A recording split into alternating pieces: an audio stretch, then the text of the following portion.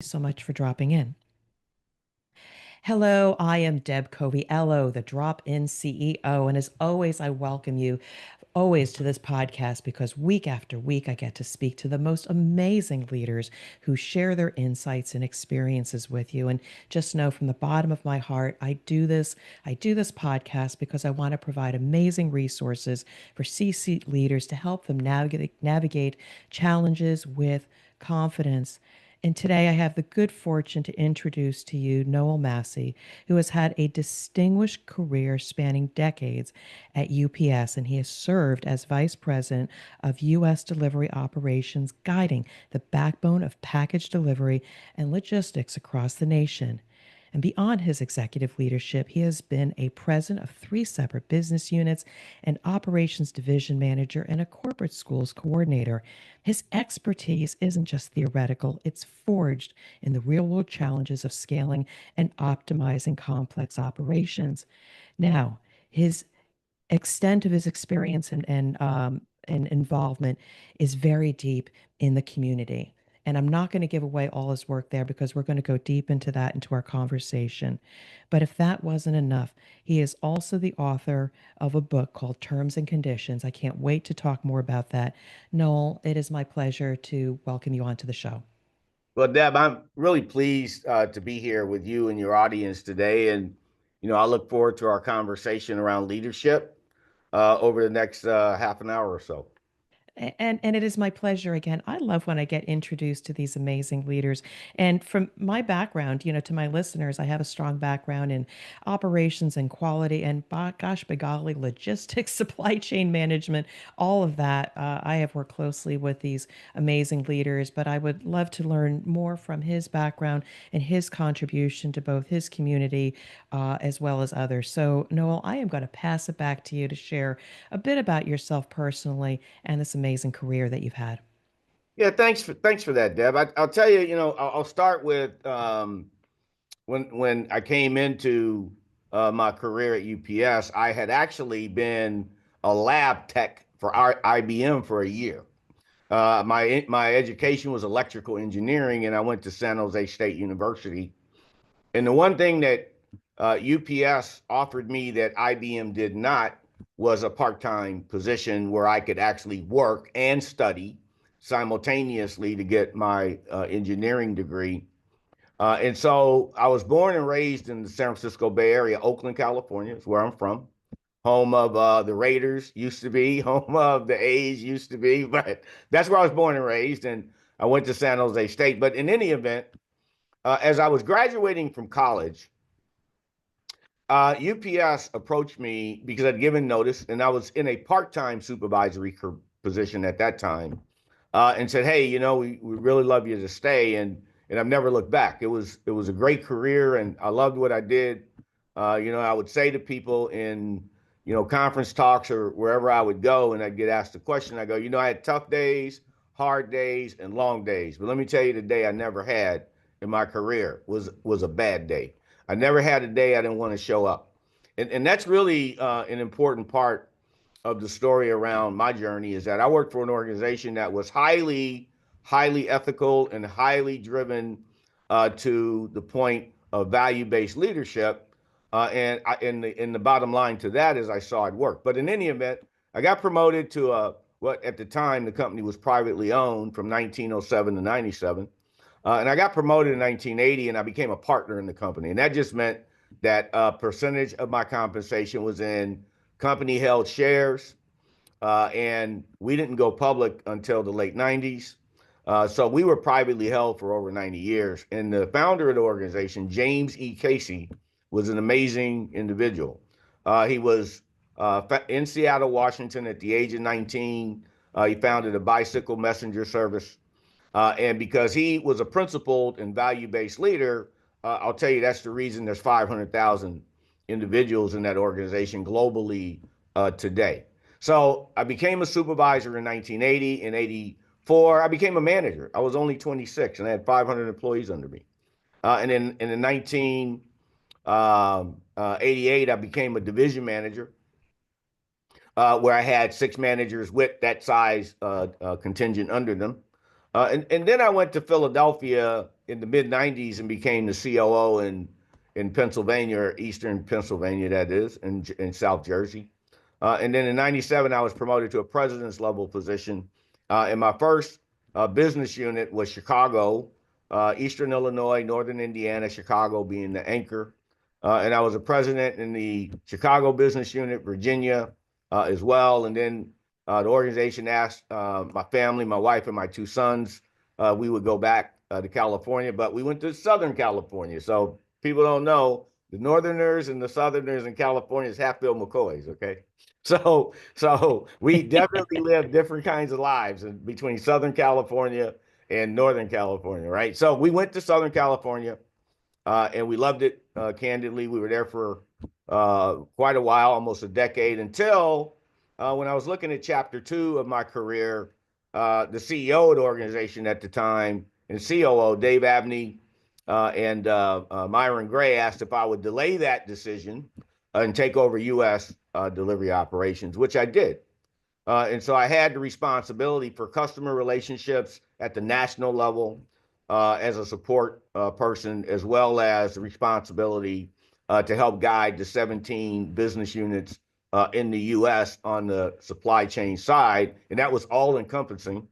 I was also responsible for our technology, R&D, tests in the field when we were testing drones and autonomous vehicles, you name it. Those groups worked directly with me because it was my operation. And so it was a great experience. I loved it.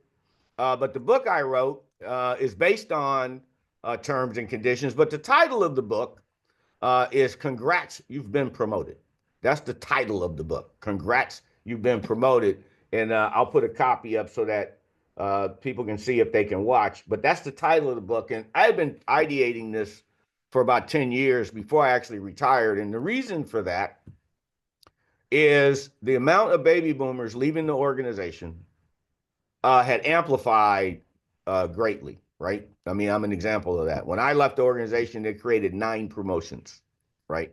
And so I was having a challenge, as well as the other presidents in the U.S., with turnover, okay, of people leaving, highly skilled people leaving the organization, and we were promoting faster than we had in decades.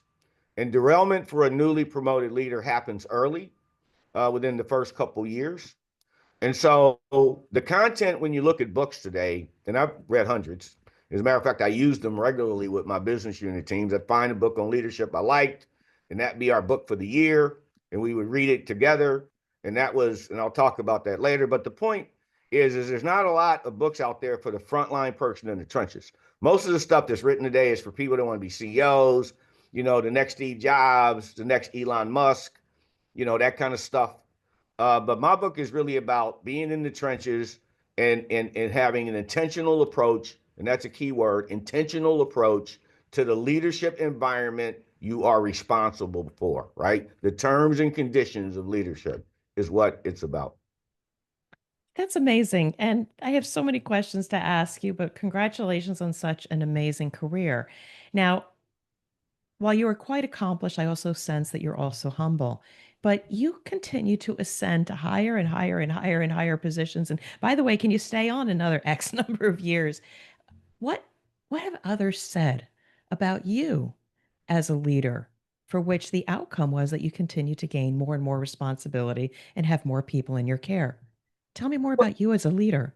Well, I am a very specifically development focused leader. I believe leadership has a responsibility to develop the team, to develop the people, right? Mm. You can't tell someone how to think. You can suggest it, but at the end of the day, they're going to make the decision on what they think, period, right? Leadership is the ability to influence the behavior of a team or a group of people without coercion. It's simple. The minute you start using coercion, you just left the leadership room. Leadership is influence. It's the ability to develop influence. And in order to do that, and you look at coaches in sports, it's the same thing. They have to influence a group of players to play a certain way, right? Let alone, you know, they get the players because they're already highly skilled anyway. And I think in business, you know, I had a staff of 40, and there was a CFO and a director of engineering and a director of HR. And, you know, and my role with that team wasn't to just sit in meetings and listen to strategy. My real role with that team was to develop them, right? And so when I would drive to work daily, I'd have a name that I'd written down of some leader that we were just going to have a conversation about whatever it is they wanted to discuss developmentally. Not how they were hitting Yeah. metrics or not, but developmentally. Who were they going to develop today? Who were they going to invest in today? Because another really important point I want to make to your listeners is this. One of the most profound quotes I heard in my career from the founder of the organization in his literature he left for the senior leadership was, you can't hope to get more than you give.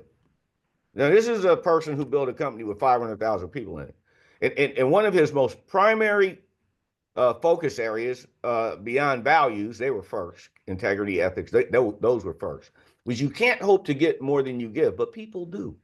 People do. So if you want a team to perform well, you have to be able to answer this test. What did you invest in them? How did you help them get better at listening? How did you help them get better at whatever it is you want them to get better at? How did you do that? And do you have an answer to that? And the answer can't be nothing, right? And if you have Yeah. a senior leadership team, giving them a half an hour of you every day by plan, by schedule, to just have a discussion. This is your half hour. Okay. What were you trying to get better at this month? And I'm not talking about your metrics. I'm talking about personally. Who are you trying to develop? Those are the things that when they're done, things just get better with the way people behave and the values around that you start to see. And you're singing to my heart here because one of the things that I learned early on, it's a little bit in my book, The CEO's Compass, is when we spend time with our people, either individually or as a team. So often, when we have either our performance reviews or our one on ones, it's either about the strategy and where you are at on that initiative, or where we at on those results and what are you going to do to close those gaps.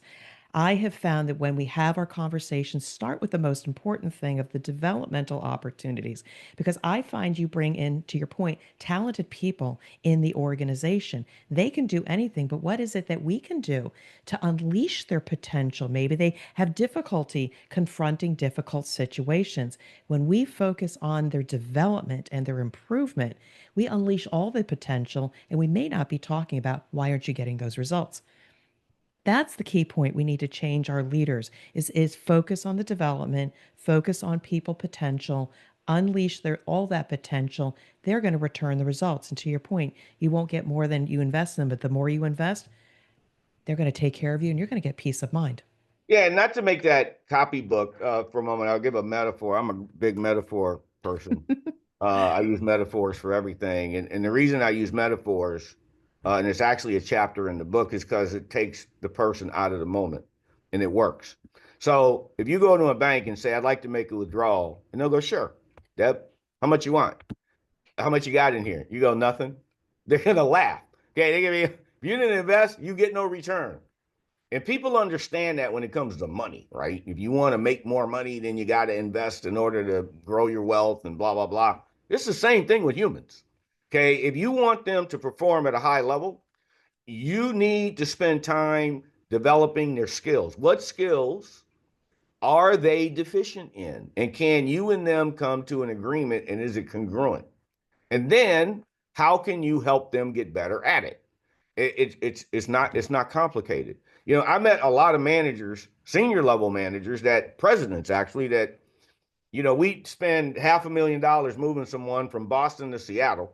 When you talk about home relocations and all this kind of stuff, and because if they had lost money on their house, we'd make it up and all this kind of stuff, and put them with a president, and there might be a director HR or whatever, and then that president would 6 months later go, well, this person's not doing well. I don't really think you put it was a good fit, blah blah blah. And I go, whoa, whoa, whoa, time out, time out. Hit the pause button, okay? Yeah. Write down what you have invested in them. Show me what they're not good at. Write it down. Tell me what you think they're not good at. And they write it down. Okay, now tell me how you invested in them to make any of that better, right? Because I'm going to go meet with that person and ask them to do the same thing. Tell me what your boss has worked on you with to get better at. What did your boss say you need to do better? That's not about an annual evaluation. Okay. That's just not. It's not about a bi-yearly evaluation. I mean, your role is like Nick Saban's role, coach the team.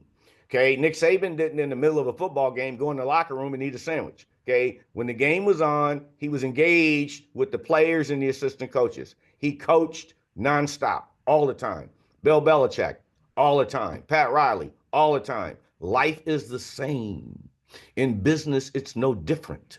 And so, executives who are ivory tower and sit in their offices, okay, if they're not giving in that way, then they shouldn't expect to get in that way. And you see it all the time with organizations that, they ascend very quickly because it was a thought and an idea and it was great, you Hmm. know, and then derailment happened. And a lot of times, it's at the top, the CEO, Yeah. because culture, and I'll land the plane with this comment on this topic. Culture is built at the top. It absolutely is. It's executed at the bottom. That's where it's executed. Okay. The person that's getting those trucks unloaded for you on that dock with 30 Oh God. Yeah, employees. I know. Okay. That's who's the flesh and bone of the organization. That's where things happen. That's where results and excellence occur. That's where customer satisfaction is. And I would always start my day, not in the office. I went there when I had to, but it wasn't by preference. I'd be on the floor. I'd go on the floor and I talk to employees and I would really talk to the management team on the floor, the manager and the supervisors who were leading, unloading that dock or handling the brick and mortar of the organization. Hmm. That's where I would spend my time because what it told me, and I never dive bombed, my senior leaders. What it told me is what the development needs looked like in that space. Mm. I'm going to sidestep this podcast just a little bit right now. You're an eloquent speaker, and obviously, you're showing up on podcasts to be able to reach more people, share your insights via your book. But how much speaking have you done or are you planning on doing? Because you're an eloquent speaker. Well, I've spoken. I had a career where I had to represent the organization, and Uh, of course, we did some training in that regard with talking to large audiences and those kind of things, but not a whole lot. I mean, mm-hmm, to be mm-hmm, candid, but the best piece of advice I was ever given, I uh, was 19, and when I worked at IBM, I supported a group of 13 engineers, and ironically, in the late 70s, there was no Silicon Valley, right? IBM was the mhm. Microsoft Apple of the day, and I worked in a unit where I worked with a Russian engineer from Russia who had come to the U.S. and IBM had brought him over, and he had this heavy Russian accent. But it was commonly known that he was the smartest person in the room. Okay. Everyone knew that. He had developed 37 patents for the organization. His name was Manfred Dreblow, and I talk about Manfred in my book, actually, in the communication portion of the book. I talk about the importance of it as a new leader, Mm-hmm. the importance of knowing that what you say to people needs to be said in a professional, directional way, right? But I talk about Manfred. Manfred was the smartest person in the room, and he was gruff, classic. He was a really gruff, kind of guy. And I'm 19, working with three other, lab tech interns, if you will. And I'm walking into work one day, and Manfred looks at me, lowers his glasses. Hey, kid, come here. And I go in his office. I'm like intimidated like crazy. And he sits down. He'd been working with me for a few months, and he goes, so tell me, kid, what is it that you want to be? I mean, why are you here? Why are you going to be an engineer? And we had this long conversation. And he said, well, I'll just tell you, and everyone knew that Manfred had enough education, true story, to have had two PhDs, and he wouldn't get them. Okay. Because he was protesting the promotion process. That was his way of doing it. Right. So he says, what's your major? I mean, he says, what's your minor? Excuse me. And I said, well, it's physics. He says, so you electrical engineering, minor in physics. He goes, let me help you with something. I didn't ascend in IBM because of my language and my inability to communicate. He says the accent, yeah, he says I minimized it through my career, et cetera, et cetera. He says, he says, the people who run this organization are the best presenters and the best speakers. That's what he said to me. I was 19. He said, if you want success in your career, you need to put emphasis on communications. I went Bingo. back to school, I'm not Yeah. kidding, and I changed my minor to speech communications. Mm, So I didn't have two science majors. I had a science major and a liberal arts minor in speech communications. That was an absolute pivot in my life when Manford said that to me. Because then I spent 2 years in classes on journalism, speech communication. Those were the kinds of things that yeah. encompassed. Yeah, I mean, I agree with you. I mean, I have found so many brilliant people because they have not had the opportunity to learn how to message, learn how to influence, know how to make an impact. Whereas highly technical people are trained to present information, to present data, Yes, trends, and insights. But that alone, unless we know how to connect with people and their mindset in a language that they can understand, all that technical gift is lost. So yes. again, message for anybody out there. If you got really talented people, spend time working with them on how they message, communicate up, communicate sideways. It is going to be the key to unleashing their gift and their And that's a, competency. a real Yeah. benefit to the Yeah. organizations that may be listening today when you emphasize, and actually it's not as complicated as going to Toastmasters and all these kind of things. It just really isn't. But it is important that they have a basic understanding of how people receive information, how Mm, retention rates happen when speaking. And so one of the things I talk about in the book under directional communication, that's actually the chapter. okay. Directional communication is how to deliver a quick 3 to 5 minute message daily with your team, right? Yeah. Because every supervisor, every manager has to meet with their team in the morning. That's how it works, right? And you're giving them the day's agenda or whatever it is the organization wants you to communicate. But the point I make in the book is that, companies like UPS that assign a 3 minute mandatory 3 minute communication every day, that's 1.5 million minutes. That's 1.5 million minutes. Walmart is 3 million minutes. Okay. So convert that into wages. So every day they're making this massive investment so that people hear stuff. Okay. In a short burst. And it could be training, it could be compliance, it could be whatever, right? And so in the book, I teach the young leader and hopefully their manager, because congruence matters. The manager should read the book first. I just got a great message from a couple of managers, and I've got a couple of great messages from a couple of managers who read this book that were just so appreciative of the content in the tactical side, which is part two of the book. Because part two of the book is the how-to part of the book. This book is not about just the importance of ethics, values, fairness, and those kind of things. I mean, those are really important. But in the second part of the book is tactical. There's an exercise. Here's how you do it. Go practice with your family, with your friends. And in the exercise on directional communications, it's real simple. They have to start with an attention getter, get everyone's attention. People are looking at their phones, tired around. Yeah. Recognize someone's accomplishment as the first opening thing out of your mouth. Hey, group, today I want to recognize Deb. And then people look, right? That's the attention getter.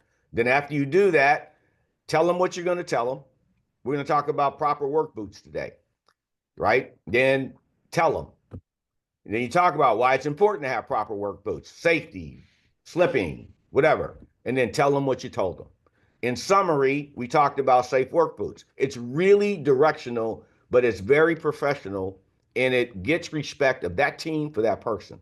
And I emphasize that as a young leader, when I was a young leader, right, we were taught that skill set. It mattered. And when I gave a talk to 40 drivers and I started off doing that, when I began to talk, they were looking at me, right? They were looking Mhm. directly at me because today we're going to recognize John for X, Yeah. Y, or Z. Or today, hey, everyone, it's Joe's birthday or Mary's birthday. Let's give them a hand, right? Or whatever, right? Get their attention. So in the book, the second part of the book is tactical, right? How to train a new employee, 7 steps of effective training, right? That's what's in the book. It's tactical in the second part. So I know we talked about the reason for the book is because there's going to be so many people retiring and have been retiring, for Yes. which then the newer population of professionals are being promoted at a rapid rate. So, yeah, of course, they need training, but what was the impetus for writing this? Because I think you said it was several years coming. Was there a Yes. defining moment that says, I got to write something, or you know what? I got to leave my legacy. So, what was the reason you finally said, I got to put this content out there into the world? Because I knew it was necessary. Because in my own world, we were cutting Yeah, training budgets left and right, right? So most corporations were going through that. The echoes, what people don't, I retired in 2019, but the echoes of financial crisis last more than a moment in companies. right. And it certainly did in the supply chain industry, retail industry, et cetera. I would visit as a president of a business unit, a substantial component of my responsibility was customer interface, right? I'm the president. I go see the company that's shipping whatever, widgets. And I would meet with Deb, the business owner, and say, so Mm, how are we doing for you? Inevitably, that conversation would migrate to many other topics, and people and development would always be one of them. Well, when mm, 2007 hit, the echo from that lasted really well into the mid 2010s, right? 2015, 2014. So, but the response companies have to financial crisis is they start getting rid of what they consider to be discretionary costs. Okay. Travel gets cut. We're not going to do that anymore. We're going to, do conference calls at the time. There was no Zoom. And so training budgets are always a casualty. And I was no mm. different. So training budgets where you might send people to seminars or whatever you want. We were spending 12, $13 million a year on development training, on supervisor schools and manager schools and blah, blah, blah. Because we Right. had Teamsters, right? 200,000 plus Teamsters. And the one thing you don't get to do with a Teamster employee is tell them they're fired on the spot. Doesn't happen. Well, you may do it, but there's going to be a panel, there's going to be a review, a lot of moving parts to that. So we spent a lot of time teaching people how to be great leaders and handle things in a moment, right? And I think we were very successful at that. But in any event, as we cut all those budgets, that's when the motivation for writing a book hit my head. And then I began taking notes through the latter part of my career on what I wanted it to be. And because I had been exposed to curriculum and content development in the organization, and I had been chairman of a lot of boards at that point externally, like the LA Chamber Yeah. of Commerce. I was board chair. So I had access to other presidents and general managers as board chair of the LA Chamber of Commerce Wow. in 2014. And we all had the same things going on, right? We all had turnover of new people, turnover of supervisors, a lot of development needs. So the idea came then, and then I just Okay. kept notes. I just kept notes, and it only amplified as time went on. And so that was the idea for the book. It's really from my peer group, Hmm, Candy, hmm. and then my own experiences in my organization. So, to my audience, again, the name of Noel's book is Congrats, You Have Been Promoted. I would highly recommend that you take a look. It's just came out in June. It sounds like not only is it somebody for the new leader, but also the mid career leader, perhaps even the one that is more senior in your role. Because if your people are not prepared for their leadership roles, this may be a book that you want to read. But I want to shift gears a little bit because Noel is just such a person with a lot of dimensions. And you had started touching upon the fact that you are quite involved in the community and have also served on many boards. I would love for you to share a few of those positions and the impact that those organizations make and what you have done as well and why you care about them so much. Because, again, you're not just work, you're not just UPS, you're not just the author of an amazing book, but also a community leader. Well, it's kind of simple. I didn't mention, my wife, Amanda, of 35 years, and my two sons, Pierce and Braden, but early in their lives, my two sons, one's 32, he's a doctor today. The other's 30, he's a behavioral therapist for autistic kids.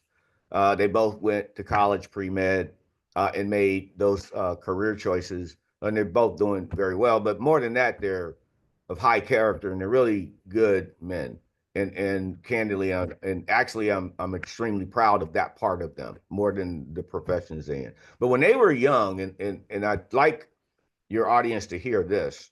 I worked for an organization before I get to that finally that was highly focused on community service from the time I was an early supervisor. It was And it wasn't this pressure point and requirement, but there were always things for us to do. Go paint a school, go work and clean up a park, go do community service.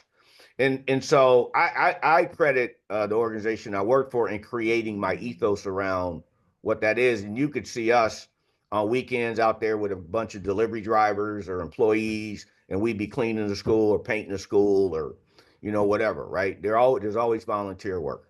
But I would take my sons, Amanda and I would take our boys with, and you could talk to them today, and the thing they would tell you they had the most memory of is when they did backpacks that we went to a United Way organization, and they were making backpacks for kids that were homeless. And it was only for kids that were living in taxi cabs, abandoned cars, under whatever, right? This problem isn't new to today.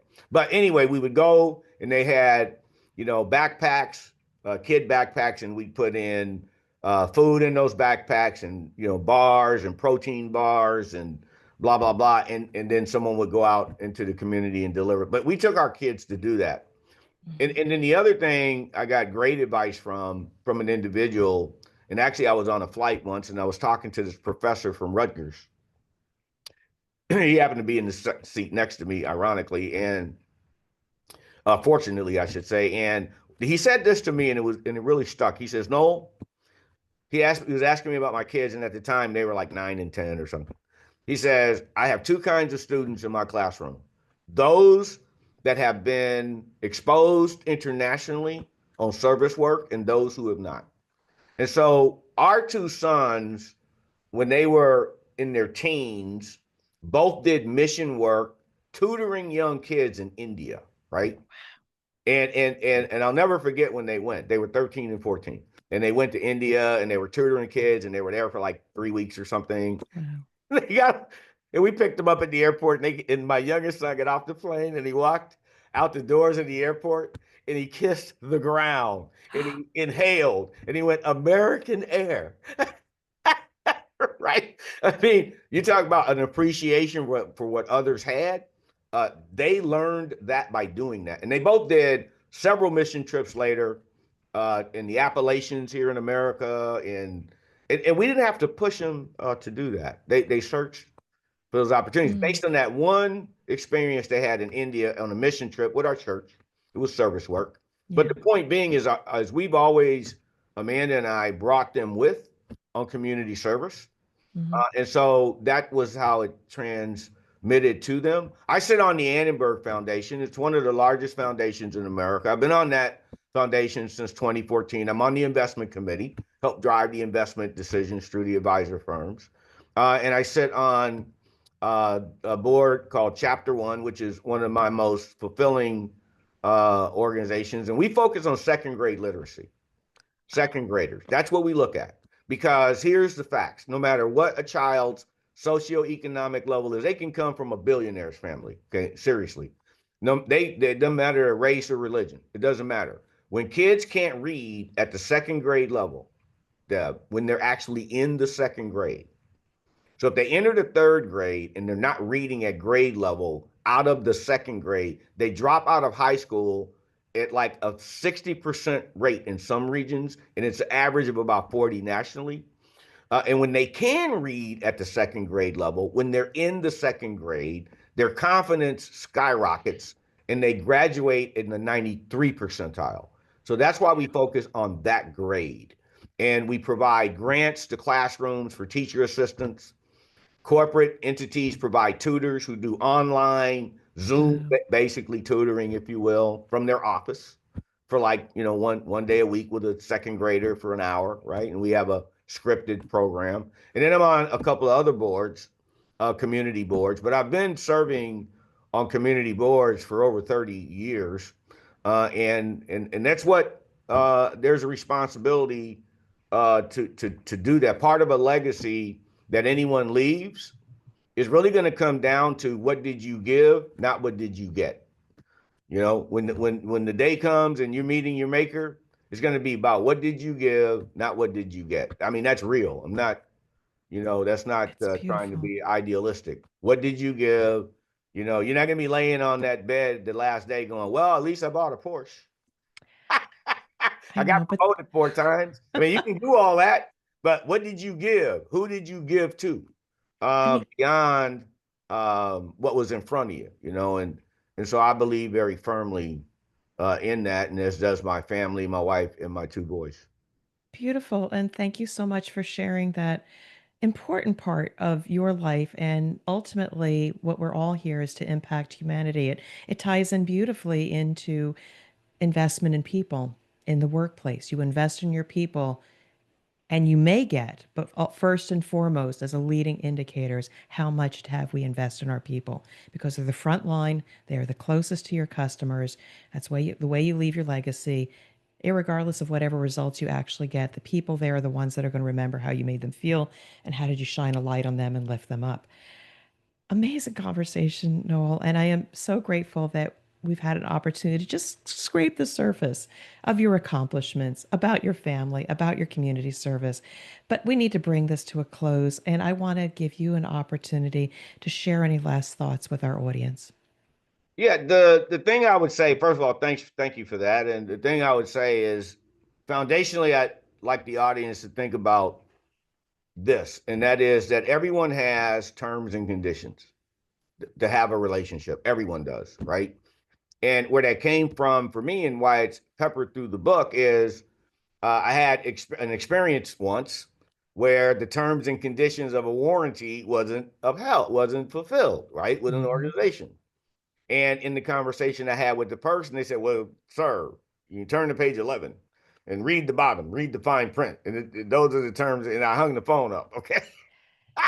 Because they had failed to live up to, the warranty that they communicated. But anyway, I translated that into leadership is where that came from me. And as I thought about that and turned it into a leadership principle, I said, well, people have terms and conditions. If I ask people, and I've done this hundreds of times, write down for me 5 things that are non-negotiable with you when it comes to a relationship, whether it's with a company, a human being, what are those 5 things? And it's always the same stuff: respect, dignity, um, listening to me when I have something to say. I mean, they write them down. And the point is when you hire a person, okay, just like you click a box when you buy an app or when you click a Mhm. box when you buy an airline ticket, accepting the terms and conditions. When you hire someone, you're clicking their box. You are accepting their terms and conditions, which means if you don't adhere to them, if you treat them poorly, they're going to leave, right? People quit people, not companies. They're going to walk out the door on you. So understand that people have terms and conditions. And intentional leadership around terms and conditions means you don't leave something to chance like integrity. You announce to the team in our organization, we're going to have integrity. We're not going to ever deceive people. We're going to always do things the right way. If it's not right, we're not doing it. And we're going to always be ethical, right? Ethical is the honorable conduct towards others. We know what that looks like. We know what dishonorable conduct looks like. So we're not going to ever engage in things that don't look ethical. I mean, the leader has to intentionally say that stuff and not think that you can imply we're going to have integrity. You have to intentionally say we're going to have integrity. And I did it for years. Just know all day that I never left when there was a fire, a flood, a hurricane, an earthquake, and safety was at risk, and thousands of our people were going into that environment.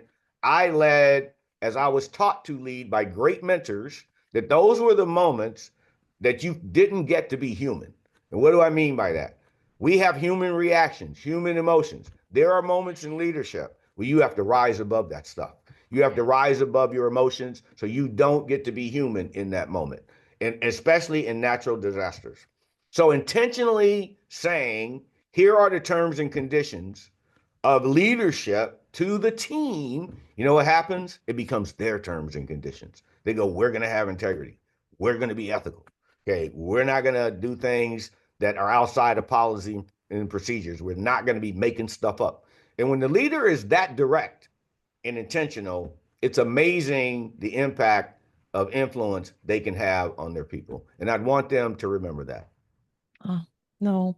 Thank you so much. Your insights. have been amazing. This has just been an amazing conversation for me. Your leadership just comes through and through. And I just hope everybody out there listening has just absorbed all of these insights. And you have also inspired me, Noel, because it just helps propel me to continue to go forward as I also continue to invest in people, whether it's the CEO of the company or the people in their care. Because when we can lift their confidence, their capability, their ability to serve customers, everything else just comes with. So I just want to wish you well. I want to wish you much success with your new book and continue to speak the good word to those leaders from the bottom to the top and the top down. So thank you so much for being an amazing guest, Noel. Deb, thanks so much for having me today. I really enjoyed it and appreciate the time.